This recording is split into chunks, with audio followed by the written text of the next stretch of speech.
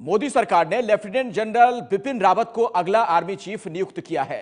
जैसे ही सरकार ने यह फैसला सार्वजनिक किया, विपक्षी पार्टियों ने इसकी आलोचना शुरू कर दी।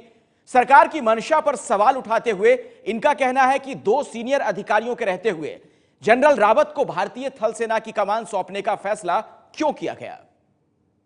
जनरल रावत जिनको बनाया गया उनमें सब खूबियां हो सकती हैं, किन कारणों से जो 3 आला जर्नैल हैं, lieutenant general Praveen Bakshi, lieutenant general Mohammad Ali Hariz और लेफ्टिनेंट जनरल BS नेगी, उनको क्यों सुपरसीड किया। भारतीय थल सेना के नए प्रमुख होंगे लेफ्टिनेंट जनरल बिपिन रावत।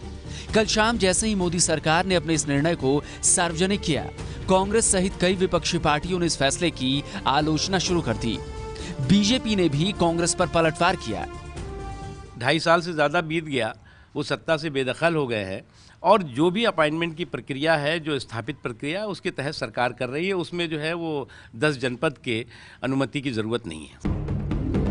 अगले आर्मी चीफ के रूप में लेफ्टिनेंट जनरल बिपिन रावत का जैसे ही ऐलान हुआ, सवाल उठे कि उनसे सीनियर 2 अधिकारी सेना में हैं, तो फिर उन्हें नजरअंदाज कर लेफ्टिनेंट जनरल बिपिन रावत को सेना प्रमुख कैसे बनाया जा सकता है।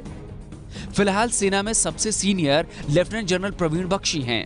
जनरल बख्शी का 1977 के दिसंबर में कमीशन हुआ था।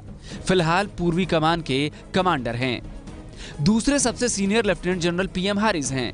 उनका कमीशन 1978 में हुआ था। फिलहाल दक्षिणी कमान के कमांडर हैं। लेफ्टिनेंट जनरल बिपिन रावत का भी कमीशन 1978 में हुआ था। फिलहाल जनरल बिपिन आर्मी के vice chief of army staff हैं। म्यांमार में पिछले साल NSCN गुट के उग्रवादियों के खिलाफ हुए ऑपरेशन में अहम भूमिका निभाई थी। पर शायद मनीष तिवारी को इंडियन आर्मी का इतिहास पूरी तरह याद नहीं रहा। ऐसा पहली बार नहीं हुआ है कि सेना में सबसे वरिष्ठ ऑफिसर की उपेक्षा की गई हो। 1983 में वरिष्ठ जनरल SK सिन्हा को नजरअंदाज कर तत्कालीन प्रधानमंत्री इंदिरा गांधी ने उनसे जूनियर जनरल AS वैद्य को आर्मी चीफ बनाया था। वहीं 1988 में एयर मार्शल MM सिंह की वरिष्ठता को नजरअंदाज करते हुए एयर मार्शल SK मेहरा को एयरफोर्स का चीफ बना दिया गया था। रक्षा विशेषज्ञों का भी कहना है कि इस मामले पर राजनीति नहीं होनी चाहिए। जनरल बिपिन रावत ये थल सेना के हैं, इनको तमाम बॉर्डर का पूरा अनुभव है और अनुभव को देखते हुए ये निर्णय लिया गया है। जनरल प्रवीण बख्शी भी ये भी आला दर्जे के अफसर है, लेकिन मेरे ख्याल है कि गवर्नमेंट जो निर्णय हुआ है, ये निर्णय किसको कहा कितना अनुभव है ये देखकर लिया गया है। सरकार का कहना है कि वरिष्ठता के ऊपर काबिलियत को वरीयता दी गई है। सूत्रों के मुताबिक जनरल बख्शी और जनरल हारिस के मुकाबले लेफ्टिनेंट जनरल रावत को आतंकवाद और गोरिल्ला युद्ध जैसी चुनौतियों से निपटने में ज्यादा सक्षम पाया गया।